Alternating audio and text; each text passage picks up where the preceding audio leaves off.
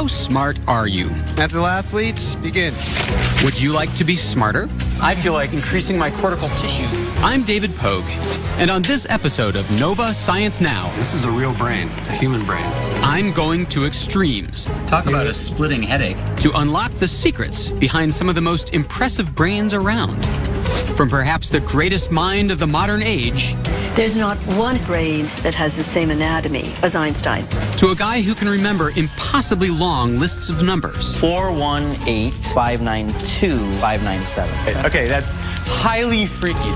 To one with an amazing head for dates. What day will Christmas fall on in the year 2366? Sunday. Come on! That's nuts!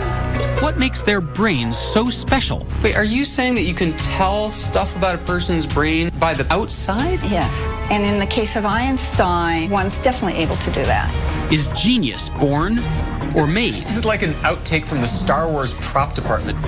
We're diving under the hood. This slice here comes right across the top of his ears. And revealing new evidence of what it means to be smart. We can now evolve the definition of intelligence. And what you can do to improve your brain power. What does this mean?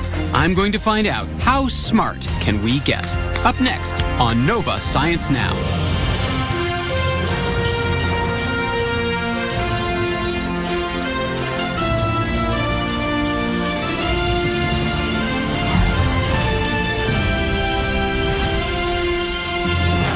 Funding for Nova Science Now is provided by... Have you ever wondered why some brains are smarter than others? Or if there's a way to get smarter yourself? I'm David Pogue, and I'm on a quest to explore the upper limits of brain power. To start, I want to check out one of the smartest brains that ever existed, Albert Einstein's. There's no doubt the guy was a genius. By his 20s, he had revolutionized our fundamental notions of space, time, and matter with his theory of relativity. A few years later, he figured out how gravity works. As if that weren't mind-blowing enough, he came up with E equals mc squared. Eventually, the great scientist moved here to Princeton, New Jersey. Can you take my picture? And in his honor, Absolutely. He's memorialized with this statue. Not only that, there's a shrine dedicated to him in the back of a local clothing store. Next, you're going to tell me there's a Kennedy memorial behind the deli. But what most residents don't know is that hidden inside this hospital is one of the best kept secrets in America. Over there. Albert Einstein's brain. Einstein's brain, the brain of the most famous scientist in the world, is in there, and they won't let you in to see it. It's been there for a dozen years. I'm unable to get access to it. It is a very bizarre story. Neurologist Fred Lepore would love to get his hands on it. He hopes it will reveal what made Einstein so smart. Was there something different about his brain? Believe it or not, we still have the chance to find out. Okay, rewind a bit. Einstein dies. Einstein died on April 18th, 1955. Thomas Harvey, the pathologist at the time, is expected to do a routine autopsy. Routine autopsy. But instead, what Thomas Harvey, the doctor performing the autopsy, decides to do is anything but routine. Without consent from Einstein's family, he decides to remove the brain. So the doctor on duty, not his partner, not his brother, took the brain and basically kept it Yes? and started to study it? Yes? Harvey takes dozens, possibly hundreds of photographs, knowing what's coming up next. Because he's about to take the step you can't turn back from. He begins to dissect it over the next few days into 240 blocks. When you say a block, you mean a little cube of Albert cube. Einstein's brain. Yeah. I can show you some if you care to see. You can get in there? I have pictures. These are the 2 glass cookie jars. We believe they hold about 180 blocks, although they weren't counted. You're talking about blocks of brain. Blocks of brain. Those things that are sort of that yellowish putty color are sections of brain, and each section of brain is surrounded by gauze. If you had all the access you wanted, you would find out, what, that he was a genius? You might find out he has some circuits that are different. Is it standard issue, or did Einstein really have a freakishly different brain? It becomes Thomas Harvey's life mission to find out.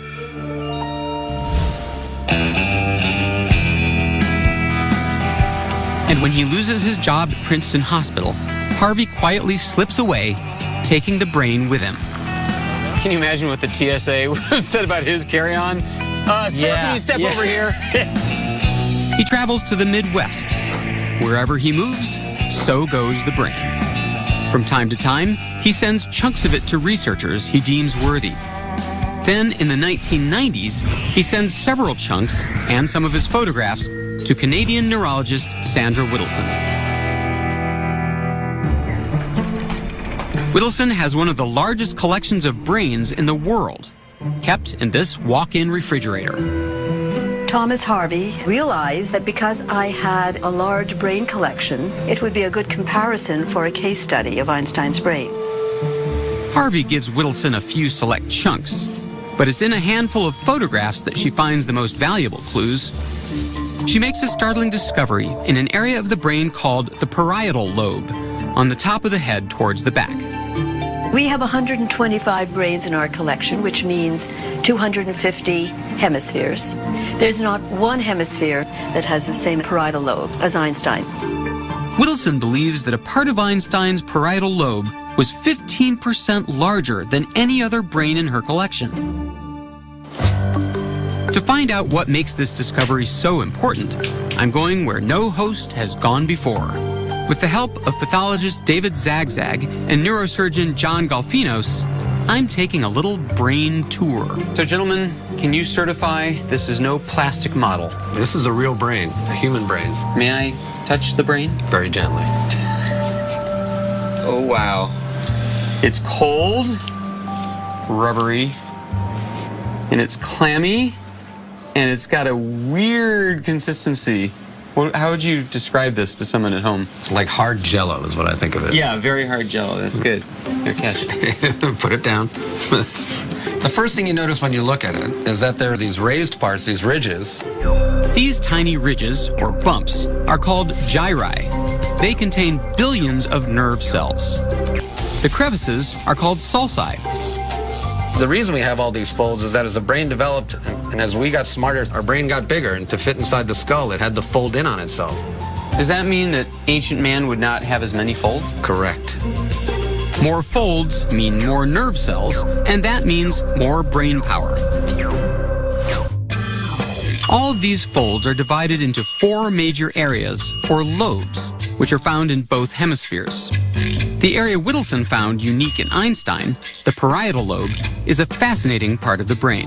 It's involved in how we develop a picture of the world around us. 3D rotations, spatial imaging. That's what the parietal lobe does. Wow. So it kind of makes sense that Einstein, who processed the universe and the laws of physics, should have a super developed parietal lobe. A unique parietal lobe could have helped Einstein think about space, time, and gravity in a way nobody ever had before. That anatomy conferred some kind of an advantage to Einstein in that particular area of intelligence. But is that what made him a genius? Were his unique parietal lobes the key to his revolutionary mathematical concepts? Wow, that's like a perfect score. At Texas Tech University, Michael O'Boyle is doing research that could help answer this question. He's been studying the brains of math geniuses like 13-year-old Sham. Einstein was a great scientist. So many others like Stephen Hawking, Newton, they were all really great scientists. I do want to be a great scientist like them. Sham has won dozens of math competitions. 12 square root of 3. 12 root 3 is the correct answer. In fact, he's become a bit of a celebrity on the math circuit. Today, Michael is scanning Sham's brain to see what areas he uses to do complex math. This scan is called an fMRI. The F stands for functional. While Sham presses buttons to answer math questions displayed on the screen, the scanner detects increased blood flow in the parts of his brain that are hard at work. These areas are depicted as red. How much is Sham making use of his parietal lobes? It turns out, a lot. He is relying on parietal areas to determine these mathematical relationships. That's characteristic of lots of math-gifted types. In fact, in a recent study, O'Boyle found that while solving math problems, math-gifted kids have 5 to 6 times more neuron activation in these brain regions than the average kid, especially here in their parietal lobes. But is there more? My quest to find out takes me to Santa Fe, New Mexico, to learn what anthropologist Dean Falk has discovered in Einstein's brain. Dean is a leading expert in the study of primate brains. Her specialty? Analyzing the meaning of those bumps and folds on the surface. Wait, are you saying that you can tell stuff about a person's brain by the patterns of the folds on the outside? Yes. And in the case of Einstein, one's definitely able to do that to some extent. While looking at Whittleson's photographs, Dean makes a surprising discovery in another area of Einstein's brain, the frontal lobes. Doctors, talk to me about frontal. So these frontal lobes are really involved in almost everything we do, making us who we are. Behaviors, planning, understanding what we're going to do next, staying organized. They're really what make us human. They're very important, so I was curious to find out exactly what Dean discovered in Einstein's brain. So in looking at these photographs, something jumped out at me. I noticed a particular feature in the frontal lobe on the right. I've got a K on it here. That stands for knob. And would you like to know what part of the brain that controls? Why, yes, I would.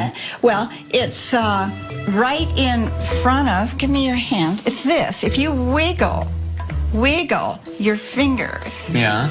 You are using this general area. It's the motor cortex for the left hand. So this area here on the back of my right frontal lobe is controlling my left hand. Yes. And in the case of Einstein, it was greatly expanded and formed this knob here. It's a shaded area. And if you'd like to see on the brain, I'll show you where it would be if it were expanded in a human brain. It'd be right about here, but notice this human doesn't have this knob. And it turned out that I've just read this study that talks about that knob and what it means. This study reported that musicians who learn how to play a stringed instrument in childhood develop the same shape in exactly the same place. In fact, when they scanned kids with an MRI before they learned to play a musical instrument, and then again after 15 months of training, they discovered the brain had already changed. So I was surprised to see this in Einstein, and it fit, because in fact, he took violin lessons as a child for years and years and years.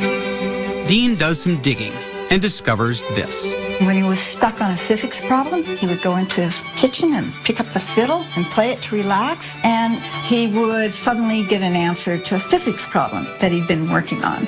Wow. Einstein is reported to have said, "The theory of relativity occurred to me by intuition, and music was the driving force behind that intuition." Einstein may have been born with extraordinary parietal lobes, but without his love of the violin, would Einstein have become Einstein?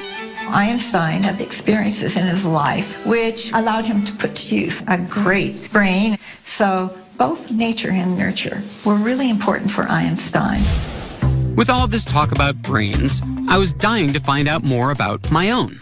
So I had some scans taken that show the surface of my brain and brought them to Dean to analyze. I don't suppose it's too much to ask if I have anything in common with Einstein. Well, very interesting question. Lo and behold, the same studies that show violinists develop a knob on the right side of their brains show that pianists develop something similar on the left.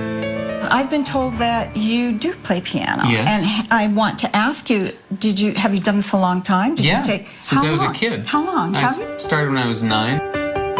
In fact, the piano is a big part of my life. I played through college, on Broadway, and I still play today. Well, I'm not surprised because this configuration fits with the findings of the study. I've developed an enlargement right here in my motor cortex on the left side of my brain, just as many other pianists do. So I have reshaped my brain through piano lessons. That is a reasonable hypothesis. But enough about me. Let's get back to Albert. What the heck happened to his brain? Before Thomas Harvey died, he returned those 2 cookie jars containing Einstein's brain here to Princeton Hospital, a stone's throw from Fred Lepore's reach. So far, the hospital has declined Fred's requests for access, but he's determined to keep trying. There's gotta be a way. Midnight heist? I'm open to any suggestions. Ocean's 14?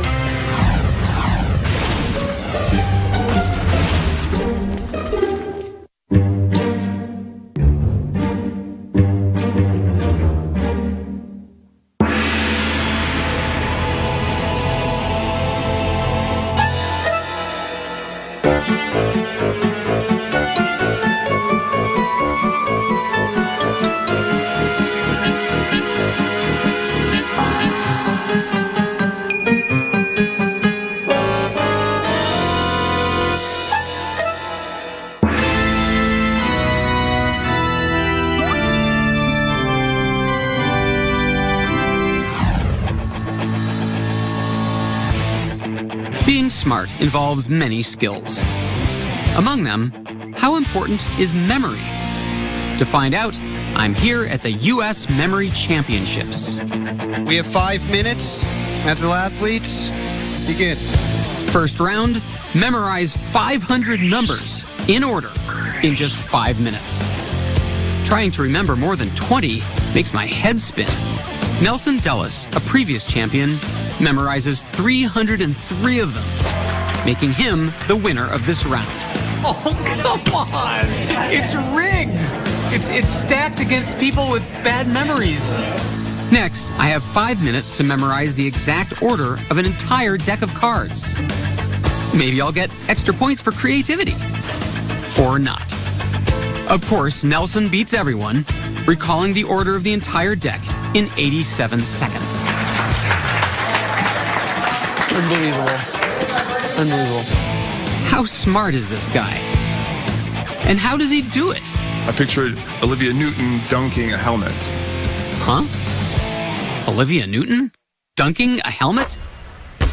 Believe it or not, he's using an ancient technique that goes all the way back to 500 BC. So if I were to take this list, I decide to put this memory technique to the test. So I invite Chester Santos, the 2008 U.S. Memory Champion, to use it to memorize a list of 60 numbers. this would take me the rest of my life. I could definitely do this in 5 minutes or less. Go.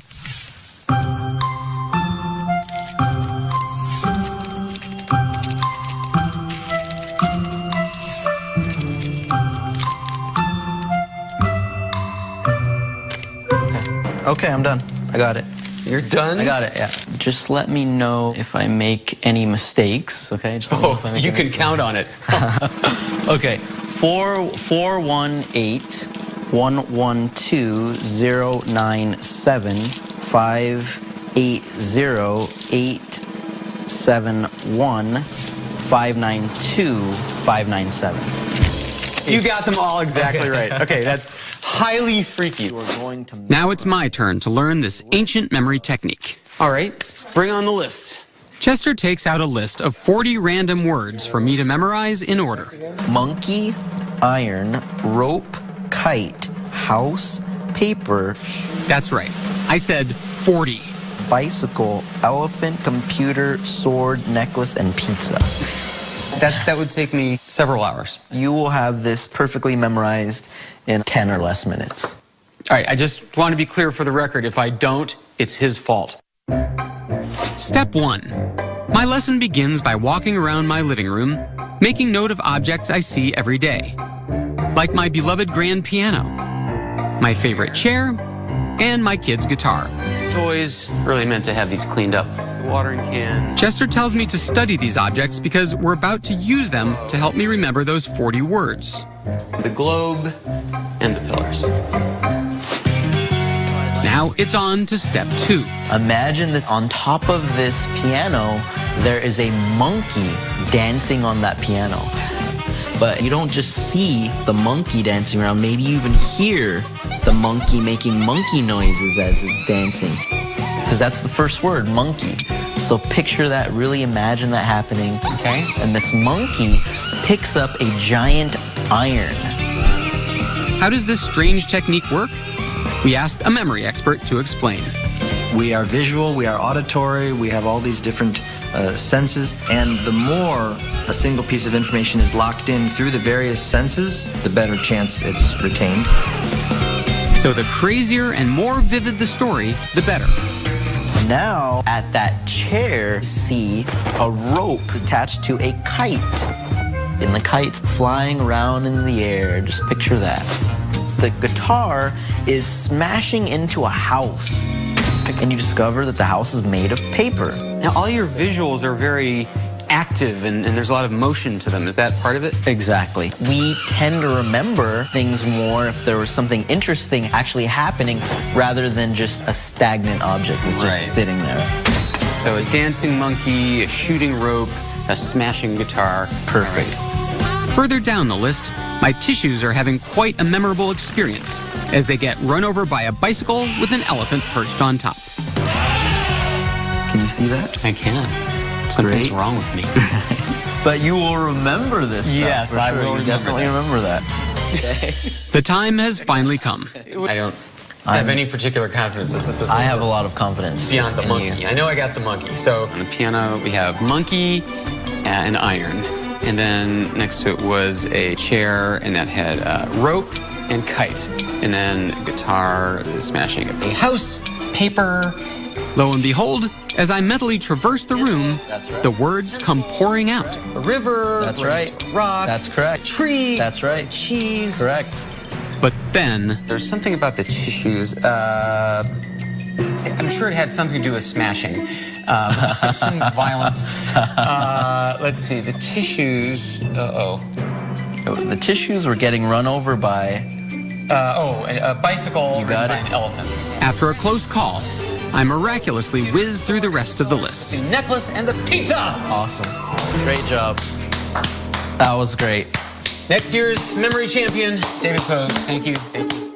Incredible job. I want to know what parts of my brain accomplished this Herculean task. Yeah, so we're not seeing. I asked Dr. Zagzag and Golfinos to show me. So why don't you... Are you kidding me? This is what I call a brain knife. So please. This one's going on the resume. Okay, ready? Right there. Oh, man. Oh. And Wow. I am very happy to inform you that you have made the most symmetrical cut. And the two hippocampi are right here in front of you. Just below the pointer. The hippocampi are toward the middle of the head, just a few inches in from the ears. These tiny structures help store our short-term memories. So that little thing is our memory? Short-term memory, yes, sir. Wow. So what about these people from memory championships? They translate everything into visual metaphors. So if you think about it, they're attaching extra information and using other parts of the brain, the part that processes language, the part that processes images, and that's how they attach them onto the memory and make it a stronger memory by recruiting other parts of the brain to help. Having a good memory is important, but for a brain to be really smart, it has to do even more. Tell me which of these pieces should go here. It has to have the ability to problem solve. Number 4. For over 100 years, we've measured the brain's ability to solve problems with IQ tests, like this. Number 3. Could there be a better way? My quest to find out how a smart brain works takes me to a research center in Albuquerque, New Mexico, where state-of-the-art technology could give us a whole new way to assess intelligence. We now have the opportunity to evolve the definition of intelligence away from just relying on test performance and toward a definition that includes brain physiology that we can measure. How will they do it? Using this strange-looking device, called an MEG scanner, Richard Heyer and Rex Jung are trying to reveal what parts of the brain we use when we're problem-solving. This is like an outtake from the Star Wars prop department. Yes. But instead of impersonating Darth Vader, I'm taking a pop quiz. Questions like the kind you find on an IQ test will appear on this screen. I'm supposed to solve brain teasers like this. As I do, my high-tech helmet picks up what's happening in my brain. The brain is made of billions of nerve cells, and every time one communicates with another, it generates an electrical signal. Those signals give off a magnetic field, which is picked up by my helmet. The result is an animated image of my brain. All these blue and red flashes show, millisecond by millisecond, the areas hard at work. Around 400 milliseconds in is when you see the hippocampus fire up. I'm making good use of the areas I used to memorize those 40 words. But Heyer and Young's research shows I'm also relying heavily on that area so unique in Einstein's brain, the parietal lobe. And I'm also making good use of my frontal lobe, which helps me with planning and decision making. Both of those areas have been linked to visual spatial ability, numerical ability, abstract reasoning, but our research suggests that it's the communication among those areas that really is the key. How do different parts of the brain communicate? Look at the structure of the brain. You can see what they call the white matter. These are the connecting fibers. Call it white matter because they're really white compared to the darker areas. Oh, wow. Which are the gray matter. Gray matter is mostly on the outside of the brain. It's filled with billions of nerve cells. Beneath that is white matter. The white matter is made up of long nerve fibers that crisscross the brain, connecting different areas of gray matter to each other. The amount of gray matter you have is really important, but intelligence researchers are discovering that that spaghetti-like network of connections is just as crucial. That's the next great frontier of the brain, is figuring out every single connection. And how those connections work together. We want to understand not just the areas that light up during intelligence, but also how those areas communicate with each other. Is that the same in every person? We think not. We think there will be differences, and we think those differences will be related to intelligence. Richard Heyer and Rex Jung are just beginning to unravel the secrets to how an intelligent brain works. But until they can solve this mystery, I'd like to know if there's a way you can make your brain smarter. Now, a lot of times we read about ways that you are supposed to help your brain. There's brain food, and they say you should do crossword puzzles as you age to keep your brain fresh. Is there anything that we can do to make ourselves smarter? There could be, and if you come outside with us, we'll show you one thing that we can try. You might be surprised at what the good doctors order. When you guys said that you'd be able to do some experiment demonstrating that you can actually grow your brain, I thought the equipment involved would be a little more expensive than juggling balls. What is this about? Well, there's this very famous study that showed if you juggle over a long period of time, it actually increases the gray matter in a certain region of your brain that subserves juggling. Not only can you increase your gray matter, recent studies show you can increase your white matter too. Well, I don't know about you gentlemen, but I feel like increasing my cortical tissue. Let's juggle. Let's give it a try. I don't actually know how to juggle. I can do two pretty well. Does that count? Ladies and gentlemen, you are witnessing for the first time on television the growing of my brain. I can feel it growing. I'm going to look like an alien in 20 minutes. Oh, wow. If you want to know how can you make your brain work better, use it or lose it. And use it to learn new things, like juggling. So remember, learn something new and you too can grow your brain power.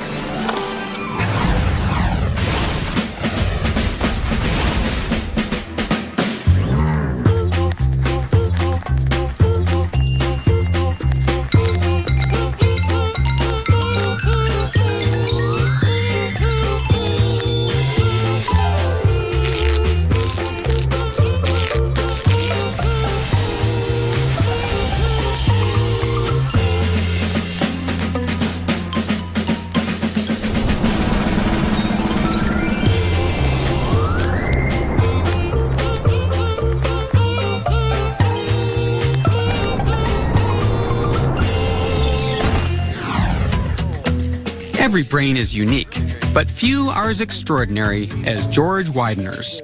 What I experience walking down a city street is completely different from what George experiences. 24-hour active driveway? I don't like that one. George is on the hunt for numbers. When he finds ones he likes, he plays the most amazing game. The 515527. He took out May 1st, year 5527. George has transformed this random number into a calendar date. Wait. So, 5527, like the super future? Yes. Long time from now. What he does next is absolutely amazing. And that is that's a Sunday. Come on! You can actually find a calendar from the year 5527 on the internet, and you'll see that he's right. George is what's known as a calendar calculator. Give him a date, and he'll tell you what day of the week it falls on. All right, so March 9, 1871. What day of the week was that? Looks like a Thursday. Holy cow, it was indeed a Thursday. What day will Christmas fall on in the year 2366? 2366, December 25th. That's seeing a Sunday. Come on! That's nuts! You're right. How does he do it? How does the brain accomplish such extraordinary feats? When I try to calendar calculate, here's what happens. George gives me a date, February 20th, 2002. So you do your thing, and I'll do mine, and we'll see who gets there first. Okay, and Mark, get set, go. All right, so... I try to figure it out based on instructions I found on the internet. Wait, is this your leap year? First, I calculate the total number of days between now and the date. I'm getting 3,741 days between. Divide that by 7. Is a Monday. If the remainder is 0, it will be the same day of the week as today. If the remainder is 1, it'll be 1 day earlier. That's Tuesday, Wednesday, Thursday. So I'm going to say February 20th, 2002 was a Thursday. That's interesting how it shifts. Like it's a Wednesday actually, but Oops. It shifted because I forgot to account for a leap year. Hold on. Wednesday. Now I'm getting Wednesday, just like you. What? Could you tell me how you did that again? No. Oh, okay. How does George do it? He says he's not doing any math. Instead, he sees numbers line up to form a calendar. He finds the date and sees the day of the week. Today, George uses his calendar calculating to create fascinating paintings. Each one is filled with numbers and calendar dates. He's an accomplished artist, but that wasn't always the case. When he was a child, teachers couldn't figure out what was wrong with him. I was labeled both gifted and learning disabled.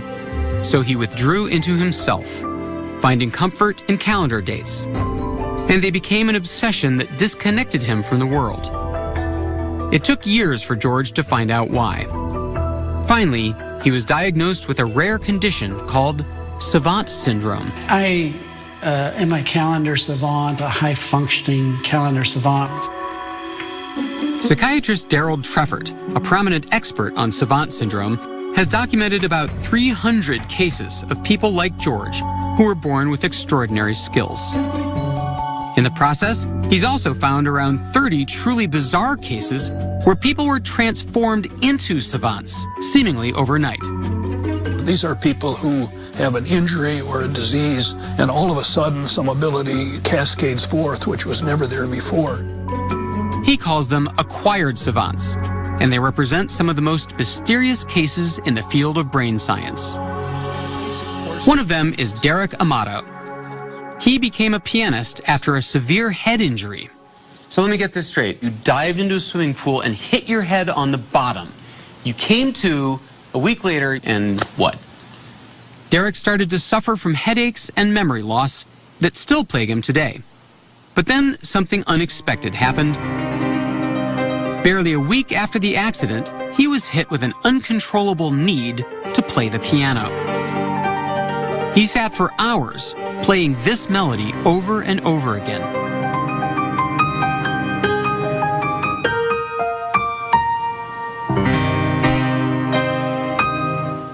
And that's what it was. And you weren't a piano player? No. So what I'd love to know is how you picture and think about music, because when I learn a piece of music, I generally look at the sheet music, and each note is on a line or a space, and it represents one of the keys on the piano, and I learn it that way until I can...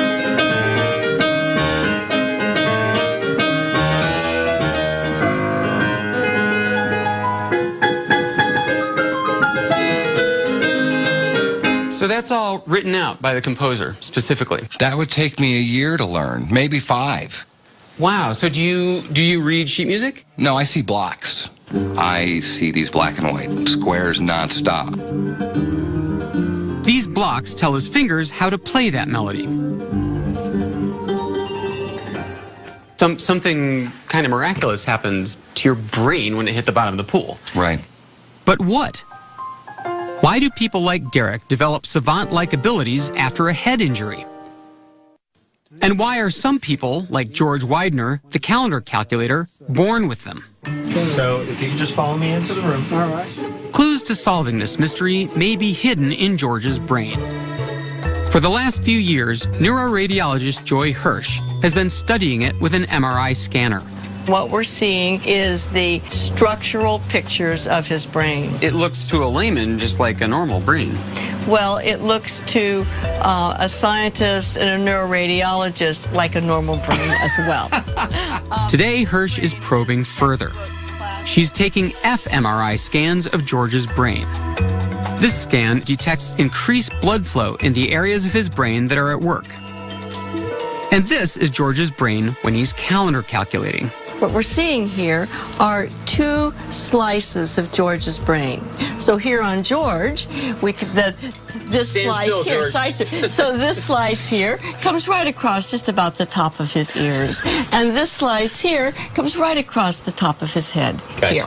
And what's really interesting about this is that most of the activity, as you can see by the concentration of the yellow blobs, is on one side of the brain, and that's actually the left side of the brain. What does that tell you? What reaction do you have? Are you like, oh my gosh? Or are you like, aha, just as I theorized? I mean, what? Well, this was a complete surprise because typical brains in any task are much more symmetrical. This is the fMRI of a typical brain at work. Both the left and right hemispheres show activation. But when George is calendar calculating, that doesn't happen. The activity pattern on the right side of the brain is very sparse in a way that might suggest some kind of shutting down of one side of the brain. So this is quite extraordinary. It is as if the tools of the brain that he needs to do that task become highly focused. That is, he uses very specific areas of the brain and doesn't use others. For a savant to have only one side working, well, to me, I would interpret that as saying the other side is shut off or isolated, and this side is using all of the available processing power of the brain, but only on 1 or 2 tasks, instead of the 100 or thousands of tasks that the whole brain normally handles at one time. All that processing power is going into one little thing, calendar calculating. But how about people who suddenly develop savant-like abilities later in life? Like Ann Adams, an extraordinary case of a scientist turned painter. Over several years, while Ann was stricken with a rare brain disorder that slowly diminished her ability to speak, she simultaneously developed an obsessive need to paint, a need to make art that took over her life. She produced hundreds of paintings. Brain scans taken over several years give us a rare glimpse at what was happening in Ann's brain. In areas associated with speech, nerve cells were dying off. These areas are highlighted in blue. But in the areas highlighted in orange, something very different appears to be happening. The right posterior part of the brain, the part that's involved, we think, with production of art, is starting to remodel and rebuild. This loss of function in her language circuit accelerated the growth in her visual circuitry. I think the brain compensates for the loss. This is exactly what happens. As you lose one circuit, another circuit is turned on more of the time. It compensates and it develops new skills that allow us to cope. I showed Joy Hirsch Ann Adams' scans to see what she had to say. So it's a very interesting case where the balance of the brain was altered, and during the course of this alteration, the other side of the brain appears to have compensated with the emergence of new talents, almost savant-like. Wow. These functional brain scans are helping us decode the mystery of savants like George, and may help us understand how people like Ann Adams and Derek Amato can suddenly acquire remarkable talents. Thank you, man. Beautifully done. Thank you.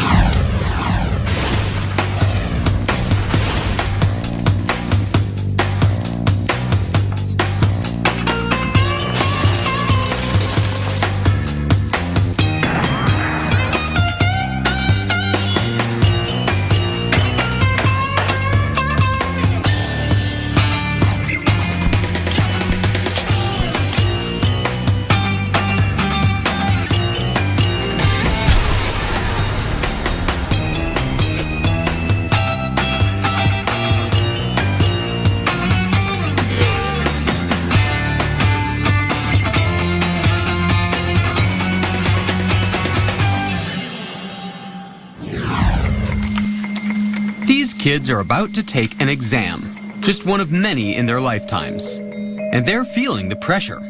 It is one of the worst feelings in the world. American students take more than 100 million standardized tests a year. You start to panic. You start doubting yourself. But no matter how smart you are, sometimes even the brightest brains don't perform as they should. My stomach flips, and then I feel really sad. They choke under pressure. I usually freak out. Yeah. And it's not just in the classroom.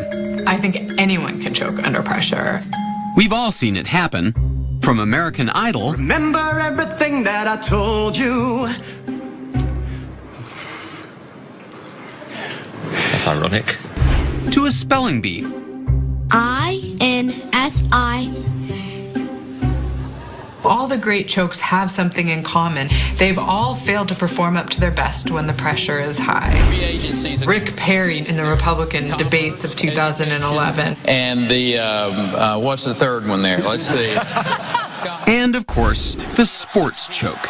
Like going for a crucial field goal that should be easy and missing. Whether you're an athlete or just a kid sitting for the SAT, choking can be devastating. It's one thing to have skill or the knowledge to perform well, but it doesn't matter how much math you know if you can never show it on the quantitative section of the SAT. But what if you could teach your brain not to choke? That's the goal of cognitive scientist Sion Beilock. Sion is figuring out how to train your brain to perform at its best even when the heat is on. Sion learned about choking the hard way. Soccer, I think, was my one really true passion. My name is Sion Beilock, and I'm a soccer goalkeeper. At 16, she was a star goalie in the Olympic Development Program. Then, one day, a national coach came to see her play. I knew he was there, and I knew that this might be my one shot. An offensive player came down the right side of the field and took a shot at the near post, which is the post you're supposed to be able to save the ball from. And it went right under my arm and in the goal. It went all downhill from there. And that was it. I was out of consideration for the national team that year. You know, I had that one shot, and I failed. It was a crushing blow. I just felt totally defeated. All the hard work I'd put into getting to the place that I was getting had just vanished in the blink of an eye. It was the middle of the game, and I wanted to walk off the field. So yeah, I choked. Soon after, Sion walked away from soccer. But when she went to college, she was determined to find out what had happened inside her brain on that fateful day. So she majored in cognitive science. One of the reasons I was really interested in cognitive science is that it seemed like it might be a window into trying to understand a little bit about how I performed. So people always ask me if I do me-search, right? And I think there's definitely a little bit of me-search to what I do. Xian wants to know what happens to our brain under pressure.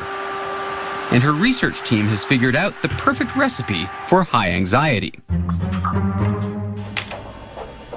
What we do is we have these students come in and they do a block of math problems. They even make the math problems look strange to throw the students off. And then we give them a series of instructions that are really designed to create a very stressful environment for them.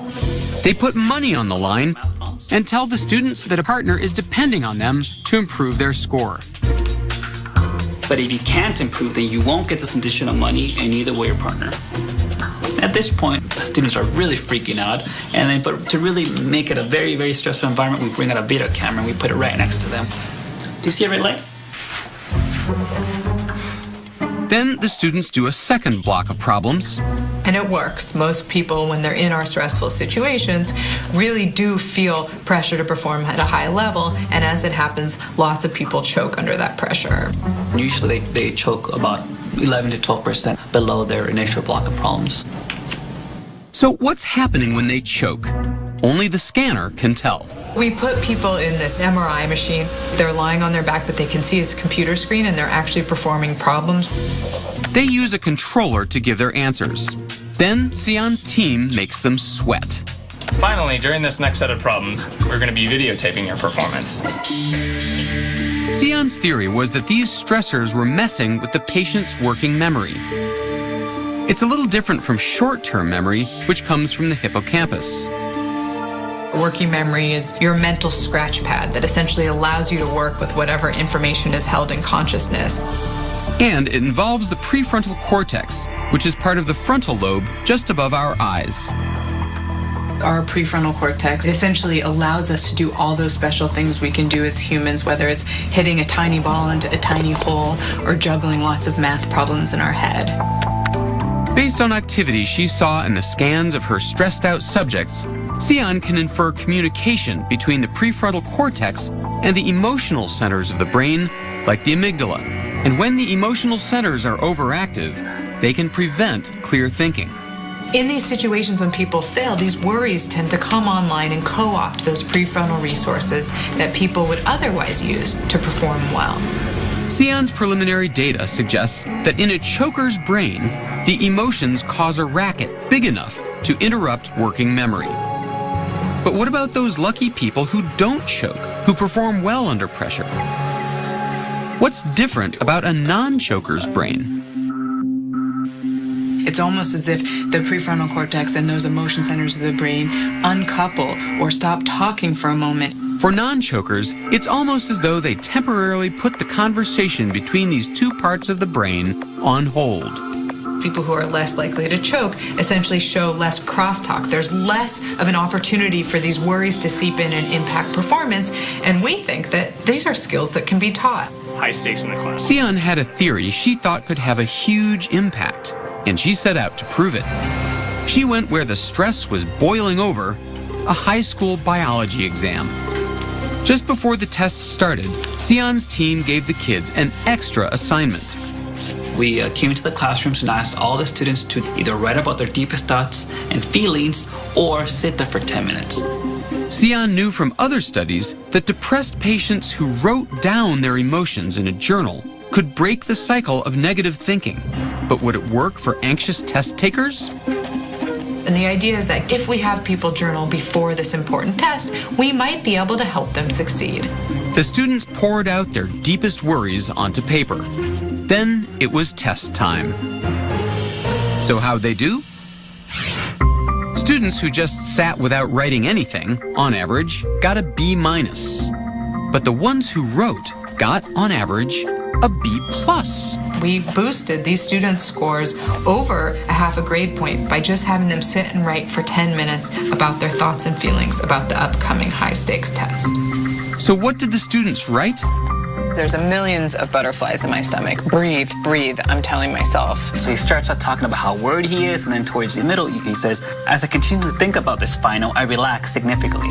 For those students with high test anxiety, journaling was a silver bullet. But why does it work? When people are worrying up under stress, it's almost like a computer with too many programs open at once. Sometimes everything crashes. And by writing down some of those worries, you're able to offload some of those programs so you free up resources to perform at your best. Journaling may help kids show how smart they are when it matters most. You don't have to be an Olympic athlete or sitting for the SAT to have these choking experiences. Whether you're interviewing for a job or just one of my favorite places where I often choke, parallel parking in front of your spouse, some of the same processes can drive that underperformance. What my work shows is that it doesn't have to be an inevitable phenomenon and that we can learn from those poor performances. And what if she'd never choked? I've thought about this idea. Maybe if I hadn't choked in front of the national coach, I would have gone on to play in the Olympics. But I'm happy with all the lessons I learned from that experience, and I think I've been able to take some of them and use them in my new life pursuits. I want my work to really push the bounds of what we're able to do so that everyone can perform up to their potential. And Sion practices what she preaches. She journaled before this interview. So what did she write? So I wrote, "What a day. I'm exhausted and I hope that doesn't make me sound incoherent. I need to just focus on the present, on today, and have fun with it, and not let my thoughts or worries about tomorrow or the next day seep in." And did it help? Sure. Did I ace my interview? Then yes.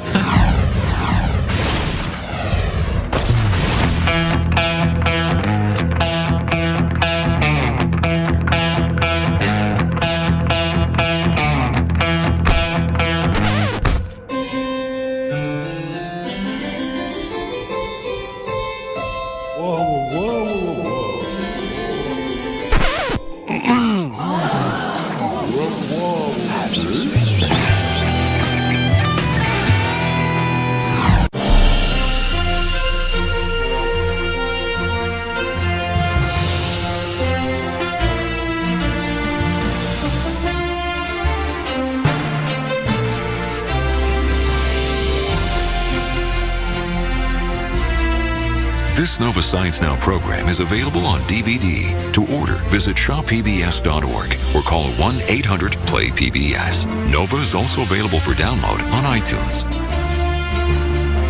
I think raccoons are a perfect match for cities. Wherever they've been introduced, they do really, really well. They can build on their knowledge. Once they figure out one garbage can, they can generalize to another. It's possible that moving into the urban environments is creating technically smarter raccoons.